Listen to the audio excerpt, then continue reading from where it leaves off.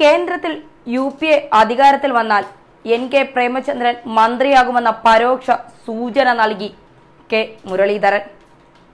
UDFന്റെ കൊല്ലം parliament കൺവെൻഷനിലായിരുന്നു Congress പ്രചാരണ സമിതി അധ്യക്ഷൻ കൂടിയായ കെ മുരളീധരൻ MLA പ്രഖ്യാപനം. അതേസമയം ദിവസങ്ങൾക്ക് മുൻപേ തിരഞ്ഞെടുപ്പ് പ്രചാരണം ഔപചാരികമായി ആരംഭിച്ച LDF സ്ഥാനാർത്ഥി KN ബാലഗോപാൽ അസംബ്ലി നിയോജക മണ്ഡലത്തിലെ തിരഞ്ഞെടുപ്പ് കൺവെൻഷനുകൾ പൂർത്തിയാക്കി.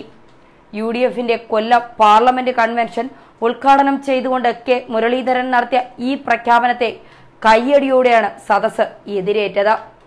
പരാജയ ഭീതി മൂലമാണ് RSP നേതാവായ NK പ്രേമചന്ദ്രനെ CPM സംഖ്യയാക്കുന്നതെന്നും മുരളീധരൻ ആരോപിക്കുന്നു.